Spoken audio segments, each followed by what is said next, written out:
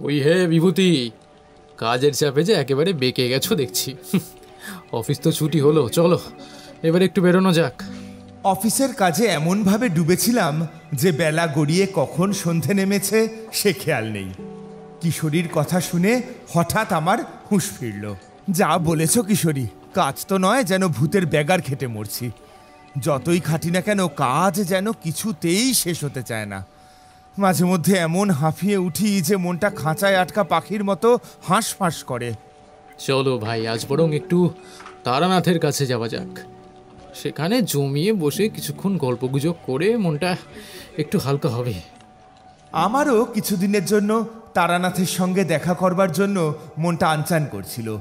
কাজের চাপে এত ব্যস্ত ছিলাম যে অনেকদিন তারানাথের সঙ্গে দেখা করা সম্ভব হয়ে ওঠেনি।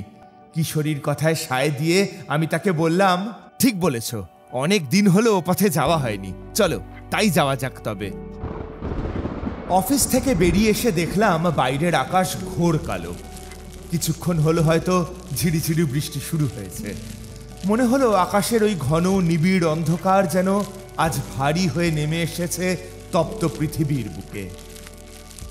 বৃষ্টি ভেজা ফাঁকা রাস্তায় বেখাপ্পা বাড়িঘরগুলো দেখে মনে হলো যেন নিঝুম অন্ধকারে কালো কালো প্রেতের মতো সেগুলো স্থির হয়ে দাঁড়িয়ে ভিজছে। মাঝে মাঝে দমকা হাওয়ায় কি যেন একটা অলৌকিক সঙ্গীত বেজে চলেছে চারপাশে।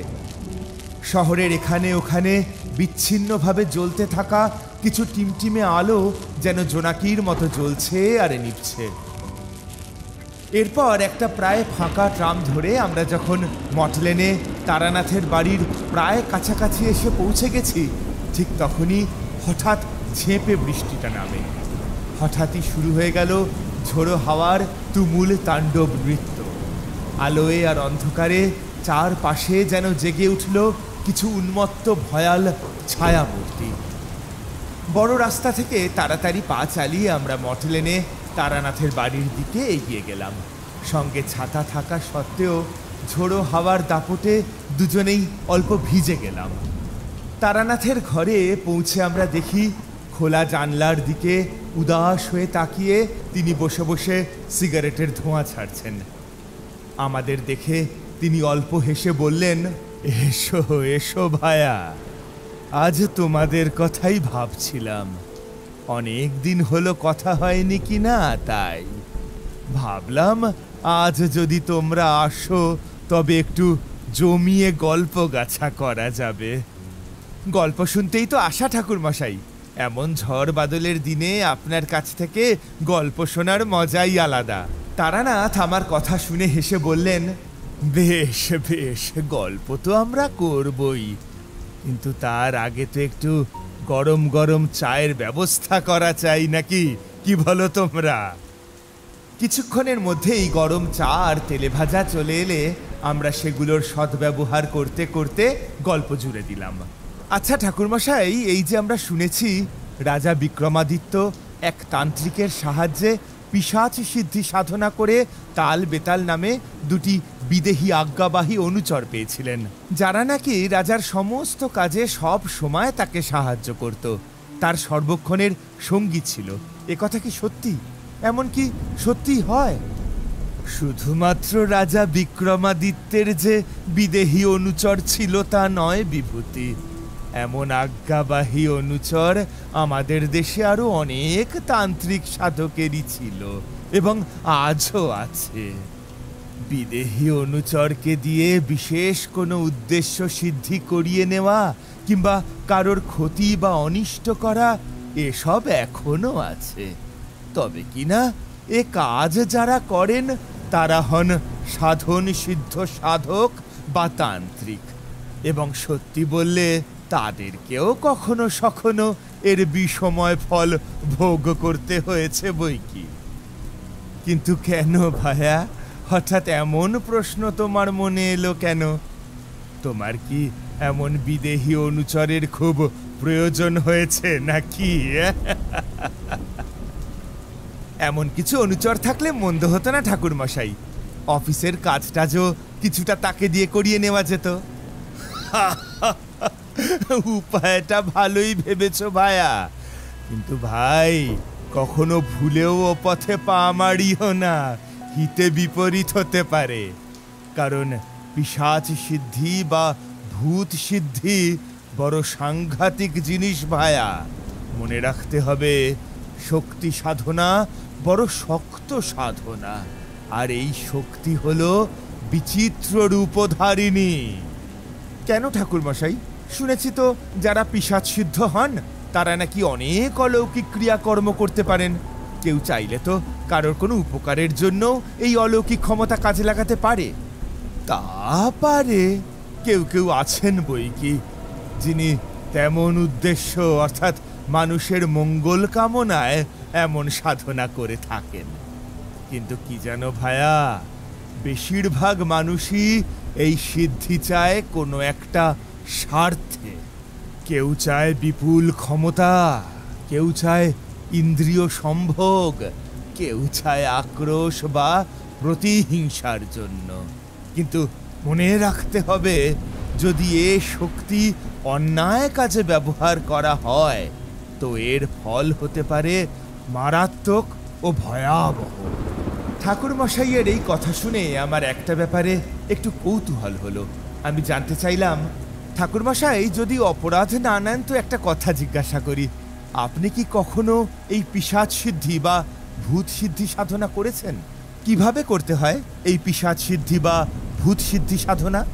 আমার কথা শুনে তারানাথ মিটিমিটি হাসলেন ও তারপর সিগারেটে লম্বা টান দিয়ে বললেন, বুঝেছি বিভূতি ভায়া, তুমি এই সাধন প্রক্রিয়া সম্পর্কে আরো বিশদে কিছু জানতে চাইছো। বেশ, সে সম্পর্কে আমি নিশ্চয়ই তোমায় কিছু বলবো।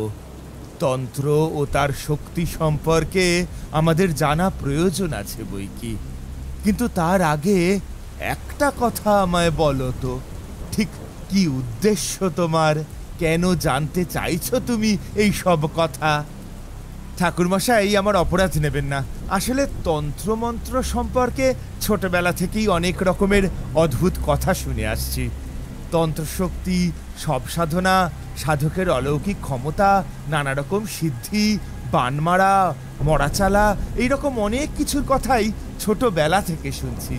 কেউ বলেন তন্ত্র ব্ল্যাক ম্যাজিক, কেউ বলেন ভোজবাজি, আবার কেউ কেউ বলেন এ হলো স্রেফ আদিম জাদুবিদ্যা। কিন্তু সব সময় যে এসব কথা বিশ্বাস করতে পেরেছি তা নয়। আজ আপনার কাছ থেকে এসব সম্পর্কে জেনে বুঝে তন্ত্র সাধনা সম্পর্কে আমার ধারণাটা আর একটু পরিষ্কার করে নিতে চাইছি। এটাই আমার এই জিজ্ঞাসার উদ্দেশ্য। ঠিকই বলেছ ভায়া, তন্ত্র সম্পর্কে আমাদের সমাজে সত্য মিথ্যা অনেক কথা ও অনেক ভুল ধারণাই চালু আছে। তার মধ্যে অনেক কথাই নিঃসন্দেহে মিথ্যে, আজগুবি আর অজ্ঞানতা প্রসূত গুজব বলতে পারো। কিন্তু প্রকৃত অর্থে তন্ত্রের বহু অর্থ, আর তন্ত্র শক্তি হলো এক মহাশক্তি। আসলে কিন্তু তন্ত্র হলো আমাদের আধ্যাত্ম জীবনের পথচারী। এ হলো মুক্তি ও পরম শান্তিপথের আলোক দিশারি। আমরা জানি এমন কেউ কেউ আছেন যারা বিভিন্ন আভিচারিক প্রয়োজনে কিংবা নিজস্ব স্বার্থ সিদ্ধির উদ্দেশ্যে বিভিন্ন রকমের তান্ত্রিক অনুষ্ঠান করেন বটে, কিন্তু জানবে তন্ত্র সাধনার জগতে চিরকালই তা নিন্দনীয়। তাই সঠিক গুরুর হাত ধরে সঠিক পথে না চললে তন্ত্র সম্পর্কে সত্য ধারণা হওয়া কখনোই সম্ভব নয়। তাছাড়া তন্ত্র শক্তি সাধনার বস্তু, এ কোনো নিছক কৌতূহলের বিষয় নয়। সেই জন্যই তো আপনার কাছে আসা, যাতে আপনার কাছ থেকে তন্ত্রের প্রকৃত রূপ ও সঠিক তত্ত্বটা জানতে পারি। ঠিকই বলেছ, তন্ত্রের সঠিক লক্ষ্যের দিকে দৃষ্টি রেখেই তন্ত্র সাধনা করা উচিত। আচ্ছা ঠাকুরমশাই, পিশাচ সিদ্ধ সাধনা কেন বিপজ্জনক? এই নিয়ে আপনার কোনো অভিজ্ঞতার গল্পই আজ আমাদের বলুন না, বড্ড জানতে ইচ্ছে করছে। বেশ, শোনো তবে। আজ আমি তোমাদেরকে বেতাল সিদ্ধি বা পিশাচ সিদ্ধি সাধনা সম্পর্কে একটা ছোট্ট ঘটনা শোনাচ্ছি। এ ঘটনা আমার জীবনেরই ঘটনা, ঘটেছিল অনেক অনেক বছর আগে। তারানাথ এরপর একটা সিগারেট ধরিয়ে তার গল্প বলতে শুরু করলেন। তার দৃষ্টি তখন বাইরের জানলার দিকে, কিন্তু আসলে যেন কোন সুদূরের দিকে তাকিয়ে রয়েছেন তিনি। আমরা দুজনে তন্ময় হয়ে শুনতে থাকি তার জীবনের সেই আশ্চর্য কাহিনী।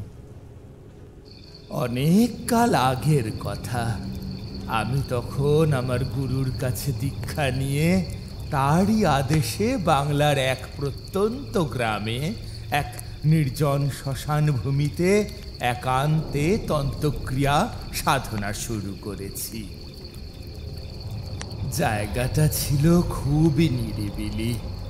আশেপাশের গ্রামগুলো থেকে বেশ অনেকটা দূরে অবস্থিত এক ছোট্ট নদী পাড়ের এক নির্জন নিরালা জনশূন্য শ্মশান ভূমি। এক পাশে এক বিরাট বড় বড় ঝুরিওয়ালা বটগাছ, আর কিছু ছড়িয়ে ছিটিয়ে থাকা বাবলা গাছ ও আগাছার এক ঘন জঙ্গল ছাড়া সেখানে আর কিছুই ছিল না। সারাদিন সেখানে আমি একাই আমার সাধনায় মগ্ন থাকতাম। কদাচিৎ কোনো লোকজন সেখানে আসতেন না। কখনো সখনো দু একজন স্থানীয় মানুষ সেখানে আমার কাছে আসতো। তারা সকলেই ছিল সংসারের রোগে তাপে দুঃখে শোকে জর্জরিত আশেপাশের গ্রামের সাধারণ মানুষ। নিরাময়ের আশায় কিংবা সৎ সঙ্গের আশায় তারা মাঝে মধ্যেই আমার কাছে আসা যাওয়া করত। আবার এদের মধ্যেই কেউ কেউ ছিল যারা আসতো বিশেষ কোনো কৌতূহল মেটাতে কিংবা কোনো তান্ত্রিক ক্রিয়াকলাপ দেখবার অথবা শেখবার আশায়। আমি সেখানে একা একা থাকতাম, তাই কখনো সখনো তাদের আসা যাওয়া বা কিছুক্ষণে তাদের সাথে গল্প করে সময় কাটাতে আমার ভালোই লাগতো। তেমনই একদিন এক গভীর রাতে আমি যখন নির্জনে আমার সাধনায় মগ্ন, পাশের গ্রাম থেকে হঠাৎ একটি মানুষ সেখানে এলো। তার নাম ছিল করালি।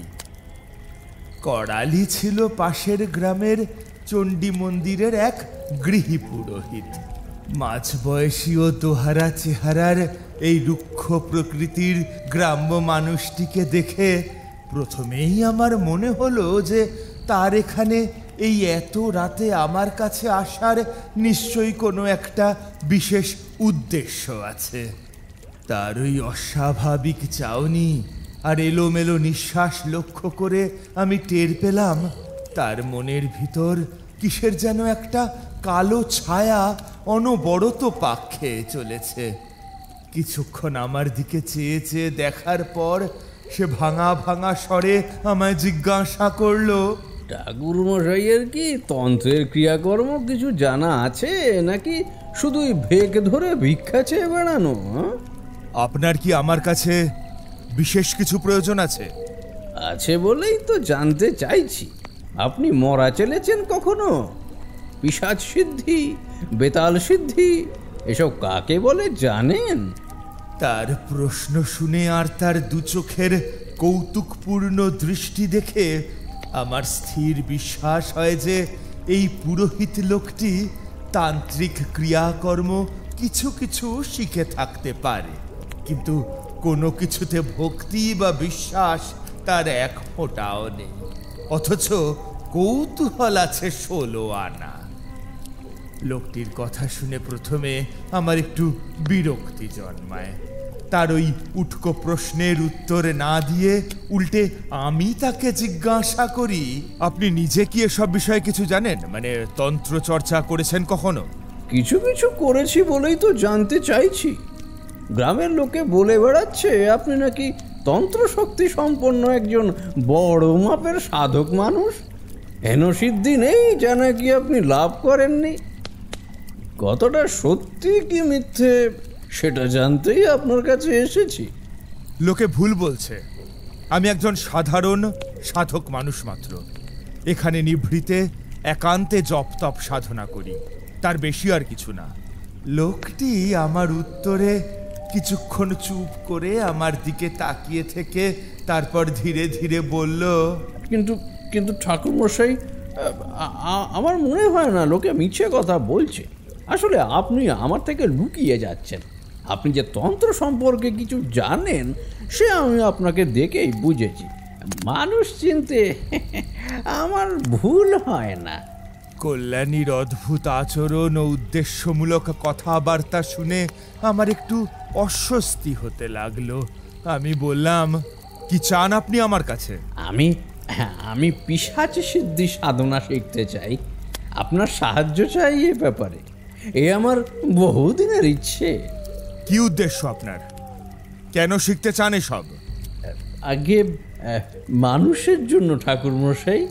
দেখছেন না আমাদের চারপাশে কত মানুষ কত রকমের দুঃখ কষ্টে জ্বালায় যন্ত্রণায় ভুগছে। তাদের মন কষ্টে জ্বলে পুড়ে মরছে, রোগের যন্ত্রণায় কষ্ট পাচ্ছে। এসব দেখে কি শান্ত থাকা যায়? আমি এর নিরাময় চাই ঠাকুরমশাই। তন্ত্রশক্তি যদি এইসব মানুষের কোনো কাজেই না লাগে তবে আর এ বিদ্যা শিখে কি লাভ হলো? হ্যাঁ, দয়া করে আমাকে সাহায্য করুন ঠাকুরমশাই। আমি লোক সাধারণের মঙ্গলের উদ্দেশ্যেই কথা বলছি। এই পর্যন্ত বলে তারানাথ একটু থামলেন। তারপর একটা নতুন সিগারেট ধরিয়ে বললেন, প্রথমে আমি তার কথায় রাজি হইনি। তখনও তার উদ্দেশ্য সম্পর্কে আমি ঠিক পরিষ্কার কিছু ধারণা করতে পারছিলাম না। তাই সেদিন আমি তাকে একরকম ফিরিয়েই দিলাম। কিন্তু সে তারপর থেকে এমন নাছোড়বান্দা হয়ে আমার পিছনে পড়ে রইল এবং তার রোগে ভুগে মারা যাওয়া মায়ের কথা বলে ও লোকসেবার দোহাই দিয়ে এমনভাবে আমায় অনুনয় বিনয় করতে লাগলো যে একদিন আমি বাধ্য হয়েই তাকে বললাম, শোনো করালি, পিশাচ সিদ্ধি সাধনা বা ভূত সিদ্ধি সাধনা ঘোর অমাবস্যার রাতে নির্জন শ্মশানে সব দেহের উপরে বসে করতে হয়, কঙ্কাল নয়। এক্ষেত্রে প্রয়োজন হয় মেদ মাংসযুক্ত প্রাণহীন দেহের। তুমি তো জানো, যেহেতু আমাদের দেশে কেউ মারা গেলে তাকে দাহ করা হয়, তাই চাইলেই সব দেহ পাওয়া যায় না। তাছাড়া শুধুমাত্র ক্ষমতা প্রদর্শনের জন্য অথবা অসৎ উদ্দেশ্যে কাউকে এই ক্রিয়াকর্ম দেখানো অথবা শেখানো তন্ত্রে বারণ আছে, কারণ এতে বিপদের সমূহ সম্ভাবনা রয়েছে। এমনকি মৃত্যু ঘটাও অস্বাভাবিক নয়। না, এসব নিয়ে অহেতুক নাড়াচাড়া করা ঠিক নয়। ঠাকুরমশাই, আপনি কি আপনার ক্ষতি হওয়ার ভয় পাচ্ছেন? কিন্তু আপনাকে দেখে তো তেমন ভীতু মানুষ মনে হচ্ছে না। মানুষের স্বার্থে তাদের দুঃখ কষ্ট মেটানোর জন্য এইটুকু কি আপনি করতে পারেন না? ভয় আমার নিজেকে নিয়ে নয় করালি, তোমাকে নিয়ে। তোমার এই অহেতুক কৌতূহল, অস্বাভাবিক ইচ্ছে এ মোটেই ভালো ঠেকছে না। শেষে এই সব করতে গিয়ে তোমার একটা বিপদ আপদ না ঘটে। আমায় নিয়ে ভয় পাবেন না ঠাকুরমশাই। এই দুনিয়ায় করালি কোনো কিছুকে ভয় পায় না। আসলে আমি শুধু দেখতে চাইছি যে সত্যি সত্যি ভূত প্রেত কিংবা তন্ত্রের অলৌকিক শক্তি বলে আসলে সত্যি কিছু আছে কি না। এই নাকি সবই মানুষের কল্পনা, আজগুবি প্রচার। অবশ্য যদি আপনি নিজের প্রাণ সংশয়ের জন্য এই নিয়ে চর্চা করতে ভয় পান তবে আলাদা কথা। তখন আমার বয়স ছিল কম। করালির ওই সমস্ত আঁকা বাঁকা কথায় ও প্ররোচনায় সেদিন আমার হঠাৎ যেন অহংকারে একটু আঘাত লাগে। অগত্যা আমি তাকে একরকম বাধ্য হয়েই বলি, বেশ, সত্যিই যদি তোমার ভয় ডর বলে কিছু না থাকে এবং সত্যিই যদি তুমি মানুষের হিতার্থে এই চর্চা করতে চাও, তবে আগামী অমাবস্যায় কিছু বিশেষ উপকরণ নিয়ে গভীর রাতে তুমি আমার এখানে এসো। পিশাচ সিদ্ধি সাধনা না হোক, কিন্তু ভূত পিশাচ কি জিনিস এবং তা কিভাবে তন্ত্র সাধকের আহ্বানে সাড়া দেয় তা আমি তোমায় নিশ্চয়ই দেখাবো। তারপরেও যদি তুমি এই পথে এগোতে চাও তো তখন তোমায় সঠিক পন্থায় এই জিনিস শিখতে হবে। ঠিক আছে ঠাকুর মশাই, আমি রাজি। আমায় কি করতে হবে বলুন। এরপর করালিকে আমি কিছু উপকরণ অর্থাৎ মাটির মালা, মাটির ঘড়া, কাঠ কয়লা, দুধ, কাঁচা মাংসের টুকরো, কারণের বোতল, ধূপ ধুনো ইত্যাদি প্রয়োজনীয় জিনিস নিয়ে পরবর্তী অমাবস্যার রাতে শ্মশানে আমার কাছে চলে আসতে বলি এবং তাকে সাবধান করে দেওয়ার উদ্দেশ্যে এও বলি যে, আবারও বলছি করালি, মনে কোনো রকম ভয় বা অসৎ উদ্দেশ্য থাকলে তোমার এখানে আসার কোনো দরকার নেই। কারণ তন্ত্র সাধনা মহাশক্তির আরাধনা। শ্রদ্ধা আর ভক্তির অভাব থাকলে এসব নিয়ে নাড়াঘাটা না করাই ভালো। আমায় নিয়ে আপনি ভাববেন না ঠাকুর মশাই, করালিকে আপনি মিছেই ভয় দেখানোর চেষ্টা করছেন। আগামী অমাবস্যায় আমি ঠিক আপনার কাছে এসে হাজির হব। আমি কোনো খারাপ উদ্দেশ্যে বা কোনো স্বার্থসিদ্ধির উদ্দেশ্য নিয়ে তো এ কাজ করছি না। আপনি এ ব্যাপারে একেবারে নিশ্চিন্ত থাকতে পারেন। এর কিছুদিন পরেই ঠিক অমাবস্যার দিন করালি একটা পুঁটলি হাতে গভীর রাতে শ্মশানে এসে হাজির। সেদিন অন্ধকার নিঝুম অমাবস্যার রাত। ঘুটঘুটে অন্ধকারে কোথাও কোনো কিচ্ছু দেখা যাচ্ছে না। কোথাও কোনো পাখি বা পতঙ্গের সারা শব্দ পর্যন্ত নেই। মাঝে মাঝে শুধু কিছু শেয়াল আর পেঁচার ডাক শোনা যাচ্ছে আশপাশ থেকে। আমি প্রস্তুত হয়েই ছিলাম। করালি এসে পৌঁছতেই আমি তাকে নিয়ে এসে নদীর গা ঘেঁষে এক জায়গায় কাঠকয়লার আগুন জ্বেলে তাকে পূর্ব দিকে মুখ করে এক জায়গায় বসতে বললাম আর বললাম, যা বলছি তা ভালো করে শুনে রাখো করালি। যতক্ষণ ধরে আমি আসনে বসে এই সাধনা করব ততক্ষণ ধরে তোমাকে এই জ্বলতে থাকা কাঠকয়লার আগুনে ক্রমাগত ধুনো দিয়ে যেতে হবে। এক মুহূর্তের জন্য থামবে না, কিছুতেই না। আর একটা কথা, এখানে যা দেখবে যা শুনবে তা দেখে বা শুনে ভয় পাবে না, কিংবা এই জায়গা থেকে কোনো মতেও একটুও নড়বে না। কেউ যদি তোমায় ডাকে বা স্পর্শ করে তাহলে ভুলেও কিন্তু পিছন দিকে ফিরে চাইবে না বা এই জায়গা ছেড়ে এক চুলও নড়বে না। তাকে এই রকম কিছু প্রয়োজনীয় নির্দেশ দিয়ে আমি এরপর আমাদের চারিদিকে বন্ধন দিয়ে দক্ষিণ দিকে মুখ করে আমার আসনে বসলাম ও মালসায় আগুন জেলে মন্ত্র পাঠ করা শুরু করলাম। ওম রিয়েশো শ্মশান ক্রিয়াং নমঃ। ওম ক্রিং ভদ্রকল্লে নমস্তুতে সন্তুষ্টা দেবী। ওম নমো শ্মশান অগ্নি আহুতি দেব্যৈ স্বাহা। দেবী দেবী নমস্তুতে আসন প্রদানে সন্তুষ্টা জ্ঞান লাভং প্রেতনাশ স্বাহা। পঞ্চদশ অক্ষর জপতি দেবী জাগ্রত ক্রিং। আধ ঘন্টা মতো হবে আমি নিবিষ্ট মনে মন্ত্র পাঠ করে চলেছি। তখন হঠাৎ কোথাও কিছু নেই, কিন্তু আকাশে ঘন ঘন বিদ্যুৎ চমকাতে শুরু করলো আর দেখতে পেলাম মাঝে মধ্যেই দূরের অন্ধকারে কিছু যেন অস্পষ্ট আলো নড়ে চড়ে ঘুরে বেড়াতে লাগলো এবং পর মুহূর্তে সেগুলো মিলিয়েও গেল। কিছু পরে দেখলাম আমার আসন থেকে কিছুটা দূরেই সেই আলোগুলো আবার জ্বলে উঠল ও আমাদের চারপাশে ধীরে ধীরে ভেসে বেড়াতে লাগলো।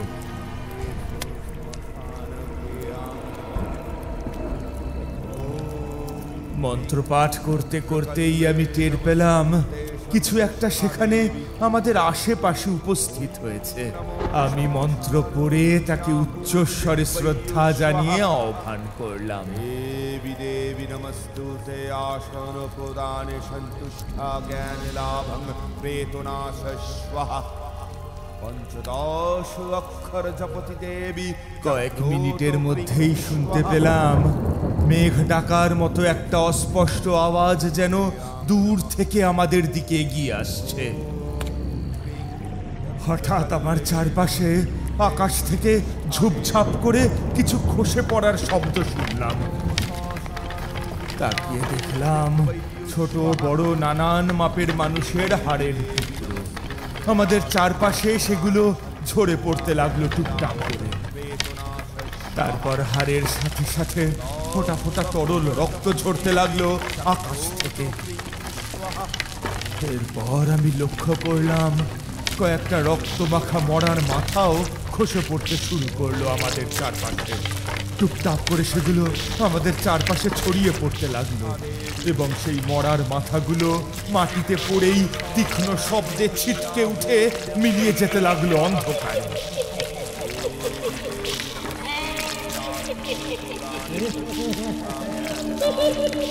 এইসব দেখে শুনে করালি যেন একটু নড়ে চড়ে বসল।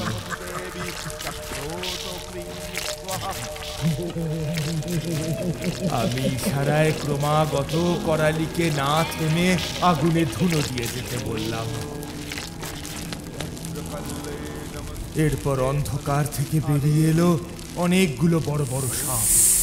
প্রায় মুখের সামনে এসে সেগুলো তাদের বিরাট ফনা দোলাতে লাগলো ও হিস হিস শব্দ করে তাদের লকলকে জিভ বার করে দেখাতে থাকলো।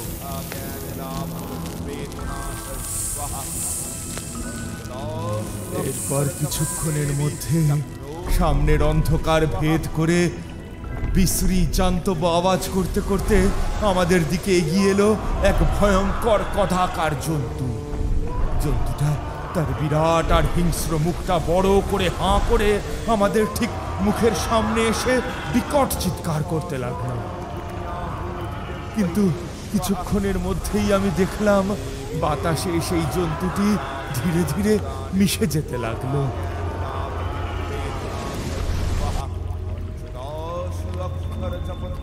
এরপর আমাদের ঠিক পিছন দিকে শুরু হলো বিচিত্র রকমের ভয়াল ভয়ঙ্কর শব্দ।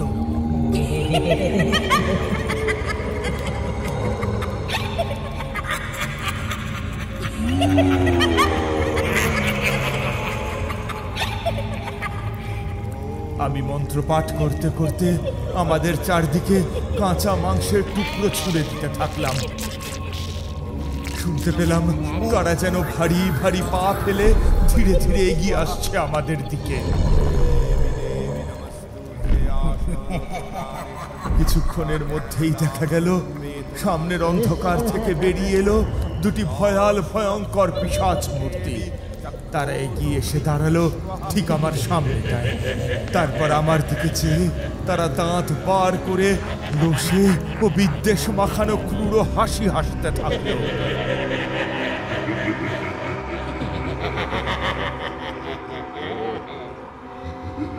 আমি উচ্চস্বরে মন্ত্র পাঠ করতে থাকলাম। এরপর সেই মূর্তি দুটি মাথা নিচু করে ধীরে ধীরে পিছু হটতে হটতে ক্রমে অন্ধকারে মিলিয়ে গেল।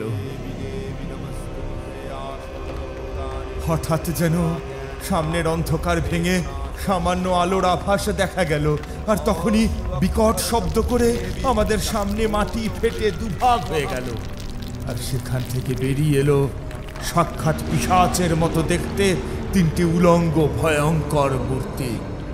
কালো কুচকুচে তাদের গায়ের রং, লম্বা লম্বা মাথার চুল, চোখগুলো আগুনের ভাটার মতো দপদপ করে চলছে।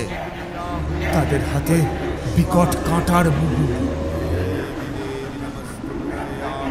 আমার মন্ত্র পাঠের সাথে সাথে তারা মাথা দোলাতে লাগলো আর দুলে দুলে আমাদেরকে ঘিরে ঘুরতে লাগলো।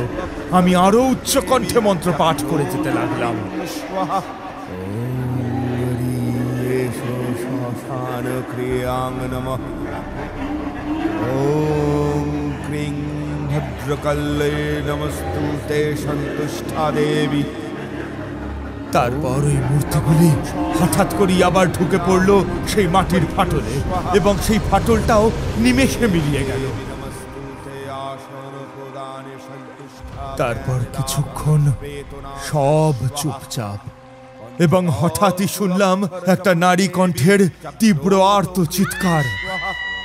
আর দেখা গেল আমাদের সামনের অন্ধকার থেকে দুজন পিশাচ মাথার চুল ধরে টেনে হিঁচড়ে নিয়ে আসছে এক জীর্ণ শীর্ণ বৃদ্ধাকে, যিনি করালির নাম ধরে চিৎকার করে চলেছেন।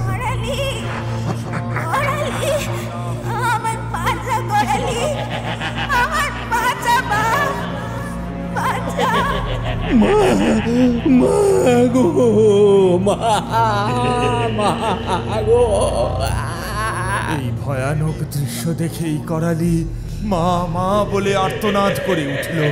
আর আমার নির্দেশ না শুনেই সে তার জায়গা ছেড়ে উঠে দৌড়ে গেল তার মায়ের দিকে। আর যেতে না যেতেই আমি শুনতে পেলাম চারপাশে ভয়ঙ্কর সব গর্জন আর অট্টহাসি। এবং মুহূর্তের মধ্যেই হাওয়ায় মিলিয়ে গেল করালির মা ও সেই ভয়ঙ্কর পিশাচ মূর্তিগুলি। করালিও কিছু দূর দৌড়ে গিয়ে মা মা করে চিৎকার করে জ্ঞান হারিয়ে পড়ে গেল মাটিতে মুখ থুবড়ে।